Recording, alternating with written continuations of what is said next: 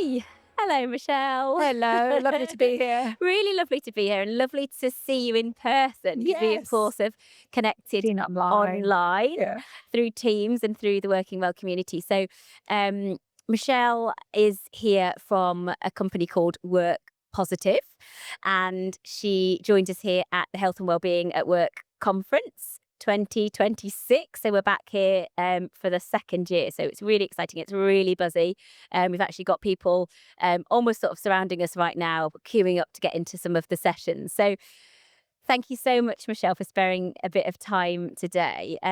Let's just start off with a bit of an introduction on who you and your business partner, Martin, are and the work that you're doing. And then I'm going to get into some questions about your background and your careers and then also the work that you're doing. Yeah, thank you, Alicia. It's really lovely to be here. And as you say, there's a real buzz here this morning. So it's a nice place to be on a Tuesday morning. Yeah. I'm Michele Deeks, and my business partner, Martin Galpin, we set up Work Positive close to 20 years ago now, scarily. We wanted to be using occupational psychology, which is our background, how we grew up, our professional background, with the principles of positive psychology in solutions that we're delivering to organizations. So we go into organizations and basically work with leaders, teams, or at the organizational level, helping the people in that organization to be at their best more of the time.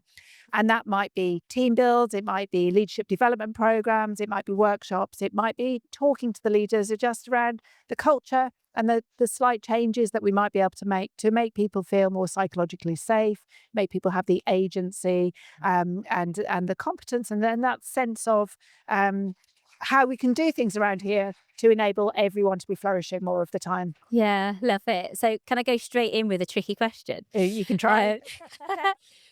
What about the skeptics, the people that don't buy into this idea, particularly with positive psychology, which I absolutely love and I think is so powerful? Um, how do you get around them, or do you just not bother and just move on to the people that have a readiness? Yeah. No, I think it's a good question, and one you can imagine we come up against quite a lot. I think one of the things is to help people to properly understand what we mean when we talk about positive psychology. We're not talking about positive thinking, and I'm definitely not talking about ignoring the things that are going wrong or to just brushing anything under the carpet. I talk about realistic optimism and the importance it's about shifting the focus. It's about moving things towards recognizing and noticing what's working a little bit more of the time. In terms of dealing with the skeptics, to be honest, it depends who they are. So sometimes the science works, the research works to help people to explain what it is we're talking about and what we know works and what doesn't. There's a lot of stuff out there that doesn't work. And so there is a lot of negative press around positive psychology, and some of it rightly so. Yeah. We now have a much clearer idea of the evidence-based practices that really will have an impact. And we tend to use some of those pretty early on in our work, and that persuades the skeptics. Okay. So once they've seen it and they've felt it for themselves, particularly around strengths-based work, which is a lot of where our work is, then typically people can see that what we're talking about might be a little bit different maybe to what they thought we might be doing. Okay, yeah. And so is this quite a subtle shift that happens in an organization as they kind of start to think in this way and onboard some ways of working that incorporate this? Or have you seen any, quite transformational, noticeable shifts? Can you share any anecdotes? Both, to be honest. I think in terms of what we're asking people to do differently, it is pretty subtle, but you do see massive shifts when the penny drops for somebody and they understand what it is we're talking about. So when we're thinking about strengths and helping people to identify their strengths, it's really, really lovely when people have that moment of like, oh, wow, okay, those are the things I'm great at. That's what I love to do. That will make all the difference if I can be using those things more of the time. Where we see the biggest impact, and one of the things I enjoy doing the most, is where you get people giving strengths-based feedback to each other and strengthening connections with each other and showing appreciation for each other. And that can be really lovely. And then we've had some really lovely moments. I remember, this is a while ago now, but I remember facilitating a session where a team was giving feedback to each other and they were going through our strengths cards. We've got very simple cards. I've got word, a single word on one side and an image on the other. Yay, good question cards. I'm Excellent. going to get one out in a minute. And we were asking people to hold up the word, go through the words and pick out the strength that they associated with each person. And this person got a load of feedback about how warm she was, how caring she was, and so on. And she was like, oh, thank you guys. That's really lovely. I just, it's just me. I'm not doing anything special. And they said, that's it. That is you. And you are special because you do those things. And it can be just really powerful for people to recognize that the things that they do, they take for granted, are the things that other people really love about them. Yeah, that's really nice. And it kind of puts this in the place of being quite sort of in the foundations of how you can exist as a culture and an organization, that then on top of that, hopefully leads to better well-being outcomes and better better sort of landscape for how your workforce feels. So this is real like fundamental work, isn't it? And very core. It is. It's fundamental and it's pretty simple. But the research evidence shows that if people who know what their strengths are 10 times more likely to be flourishing than those people who don't know what their strengths are. People who use their strengths, so it's not just knowing what they are, but they know they're using them more day to day. They're 15 times more likely to be flourishing. And I mean, when I talk about flourishing, I'm talking about people feeling good, doing good, and performing well. So that sort of real sense of rounded well-being. So this stuff does make a difference. It doesn't just feel nice. It practically makes a difference to how people are performing and their levels of well-being day to day. Okay, so presumably we all have a different sort of profile in terms of our sort of like tendencies with some of these, what do you call them, kind of skill sets or personality sort of quirks and nuances. What happens in particularly where there's roles where it's likely to be people who maybe aren't as good at communicating or confident about communicating or comfortable sharing? Like, how does that work with this work? Um, I think that's a real issue. And the reality is that for many people in their day-to-day jobs, if we think about a lot of, so let's think about something like the NHS. Why does the NHS exist? It exists to help make people who are feeling unwell well. Yeah. It's about fixing things that are broken. That's the whole purpose of the fundamentals of the NHS. So day to day, in terms of what people are doing in their jobs, they're noticing what's broken and they're trying to fix it. And we see that in lots of industries. You think about banking and finance, you think about power and all of it. We have to manage risks. We have to have a real focus on that in terms of the tasks of our job. And the problem is that can then spill over into how we're treating each other. And we're focused on noticing what's broken. And we're thinking that that's the thing that we need to be fixing. And so it can be a real challenge for people to start noticing the positives and building on strengths instead. And how everybody does it is different. Somebody who's very extrovert and loves connecting with people will do it in a very different way to somebody who's more introverted and more reflective. That's okay. I think that's one of the really important things about strengths-based approaches. It's about you being you.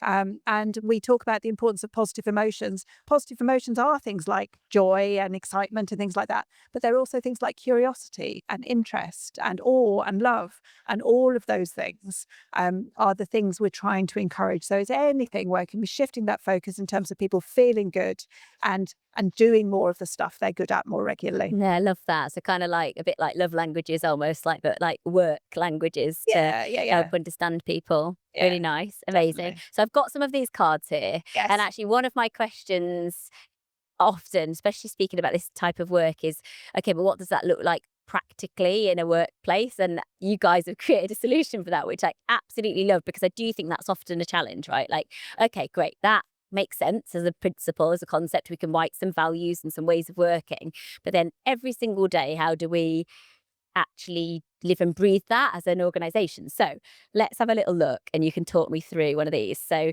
lovely little set of cards. So these are essentially prompts, aren't they? They are prompts. So what you've conversations. got there is our good question card. So Okay. all of the questions are appreciative in nature. So you've got different types of questions or different categories of questions. So some are about appreciating you, some are about appreciating others. And you can use those in a variety of different ways. So you might use them at the start of a team meeting and say, everyone's going to answer this question today. Or you might give everyone a card and say, find someone else and ask your question of someone else. It's a way of connecting people. We know that's really important for well-being. Again, going back to the research, if there's one consistent piece of evidence that's coming out around the research, it's the importance of connection and relationships for our well-being. And we would argue if we can make those conversations a little bit more positive, then we get the positive emotions in there as well. Yeah, love that. Okay, so I'm going to read a couple out. So you can answer if you want. How might you use your strengths to make a positive difference? That is being demonstrated right now. Thank you, Michelle. And how can you change your environment to make success more likely? So what sort of things do you hear here? So a lot of things. And I think that speaks to something that we're seeing as a rising issue. I think what we're noticing in the wellbeing space now is, thank goodness, there's a recognition that this isn't all about the individual. What we've seen over the last few years is a lot of focus on helping people develop their own skill set to manage their own well-being. So things like training around meditation, or helping people to get outside at lunchtime or have a more healthy diet, and all of those kinds of things. Yes, some of those things can make a difference. It's very individual. Some of those things work for some people and not for others. But something that's been forgotten about for a long time is that, yes, we can make changes to ourselves, but our environment has a massive impact on how we are day to day, how we perform and how we feel, and therefore our well-being. So we get lots of answers to that kind of question. It might be about where I sit, that I want to sit next to a window. It might be something practical like that.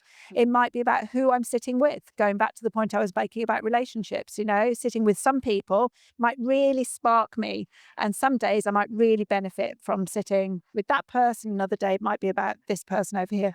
It might be about the noise in my environment. It could be a whole range of different things.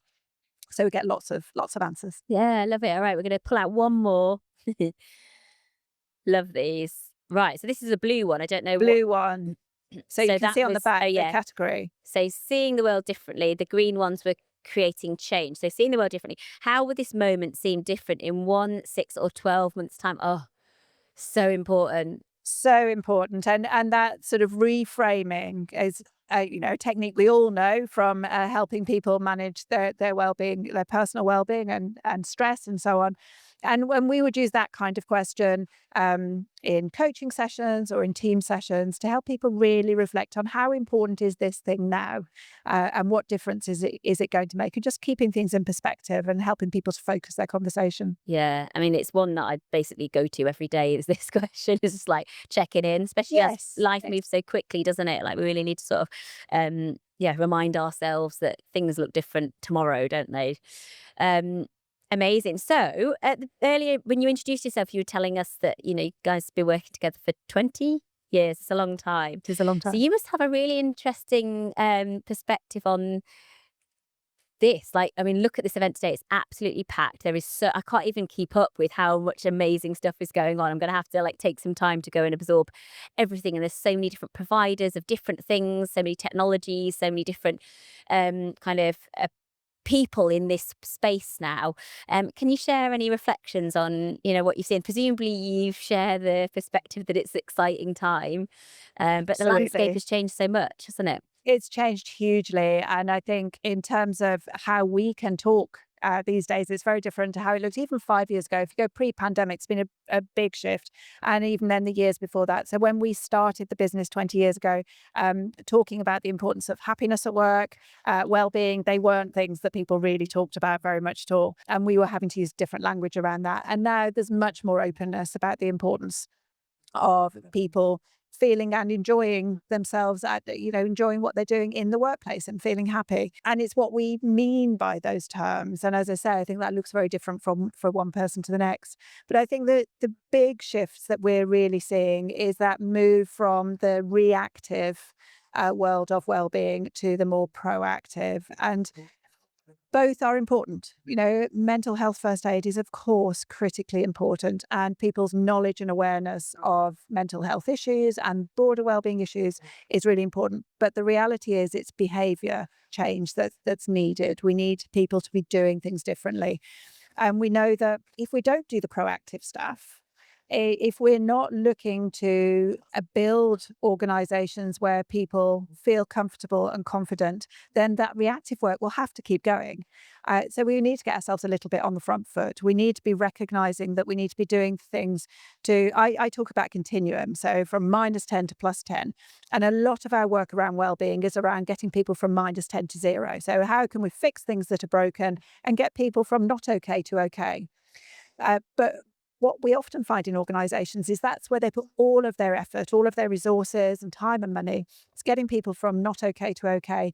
And we can almost fall into this false sense of security that that's going to get us to brilliant. If we just keep, whacking all the moles, as we talk about, pushing all those things down, eliminating all of the problems, then we'll get to brilliant. And of course we won't. Getting from not okay to okay is a very different thing from getting from okay to brilliant. And we need a very different set of behaviours and a different set of questions to move from 0 to +10. Our work is around the 0 to +10, that more proactive. How can I take myself and my team from being okay to something that's brilliant, where we're connected, we're firing off each other, we're doing great work every day, we're feeling good and we're doing good. And that's where we find a lot of our work falls into. The big shift we're starting to see now is we're seeing more people recognise that 0 to +10 piece. And where we're also starting to get to is the really important recognition around all of that is that we can do the two things concurrently. We don't need to get to 0 before we can start going at the positive end of the spectrum. It's really, really important for us to remember. There will always be problems. There will always be things that go wrong. It's okay. We can be working on that stuff whilst also working on that positive end of the spectrum. Well, we deserve that, don't we? Like, as people, Yes. as humans, we deserve to not just be okay, we deserve to thrive and enjoy and embrace, and for work to be joyful. And I think that's really nice, is that you see that we are managing to get sometimes into that space, and you're seeing more of it. I think in the past we've definitely heard like a narrative, haven't we, in this sector around, work being the baddie, and it's killing us and it's problematic, but it's gives so much, doesn't it? The social connection, the financial stability, the opportunity to grow, but we do need things in place to help make that happen and to help that flourish. So yeah, this work is really exciting, and Yeah. thank you for sharing. Yeah, no, you're very welcome. Work is important. We spend a lot of time at work. We do. We Yeah. need to make it somewhere where we can all What is it, be 90,000 hours or something like that? 1/3 of our lives. Yeah, exactly. And we may as well enjoy it whilst we're here. Absolutely, and do good work. And Yeah. I think a lot of this work falls into that, helping us to achieve that. Yeah. Okay, my last couple of questions then. So your career. So a lot of our listeners are, I think you'll have this perspective too, lots of different ways of people coming into this work, and there's lots of people working, sometimes in an organization, in a wellbeing role, an HR role, and then maybe working externally also as a consultant and a service provider. There's lots of, I wouldn't necessarily call it squiggly careers, but, interesting ways that people come to this. I mean, I sort of worked in charity and then was a yoga teacher, and then I've ended up leading this podcast. So tell me about your career and what made you know that this was interesting, and yeah, we'd love listeners to hear about that. Yeah. So I started my career, I've always been an occupational psychologist, but I started my career working for social services, assessing people with disabilities around their vocational potential. So I was working with people who had disabilities from birth or acquired disabilities or long-term conditions that meant that getting into the workplace was a little bit different or a little bit difficult, and helping people to work out where their opportunities were. So right from the outset, in many ways, I was looking to help people to identify their strengths and what they love to do. But the world looked very different then, and I was using lots of psychometric tests and so on, and counselling and support to help people to do that and then get into the workplace. And then I moved into a consultancy role for occupational psychology consultancy, where I did a lot of work around leadership and management development, but also around diversity and inclusion, as it was called then. And for me, inclusion was always about the individual. It was always about helping us to recognise each person at their best, and how we could enable people, support people to make their best possible contributions, and recognizing that a really big part of that was that we have more in common than we differ on. And so it's really interesting that sort of, 25 years later, my work is still very much in that space. And for me, having done a lot of that early D&I work, it's been a real delight to see belonging now being added to that.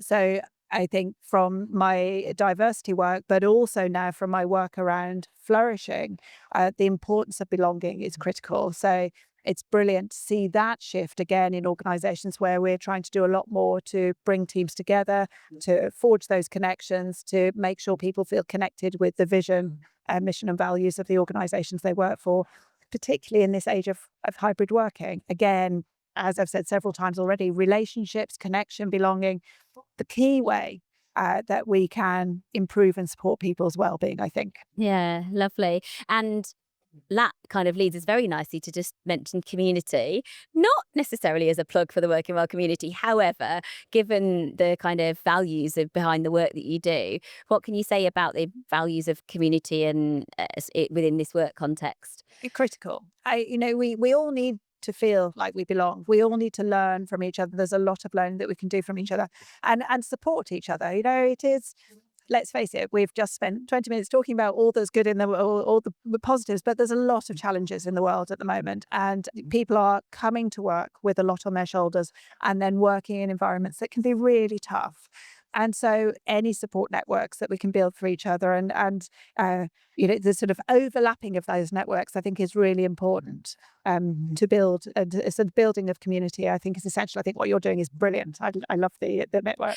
I didn't intend for it to be a No, plug, but I it's just think absolutely. given the work that you do, there's some, there's some support there I can hear. So yeah, that's absolutely the intention, is to offer that to each other. And yeah, as hopefully you know, as listeners, this is a community that's for everybody, whether you're consultants, providers, brands, wellbeing leaders. This community is for everyone. And then you get to meet Michele as well and Martin through the community. They are members. So final thing, how do we find you? Where can listeners find you guys if they want to get in touch? Any Instagram or LinkedIn, anything like that? Well, definitely, you can find us on LinkedIn, and please do feel free to connect with Martin Galpin, or myself, Michele Deeks, on LinkedIn.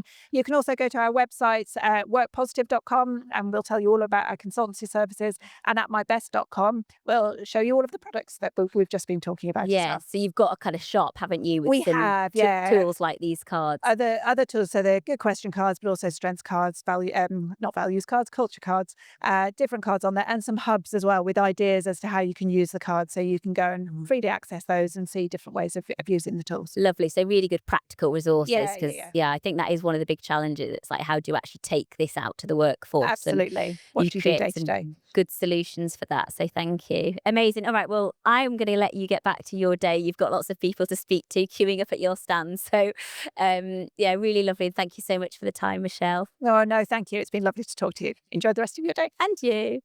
Thanks for listening to this episode of the Working Wellbeings podcast, recorded live at Health and Wellbeing at Work 2026. For more great episodes, click the link on screen now.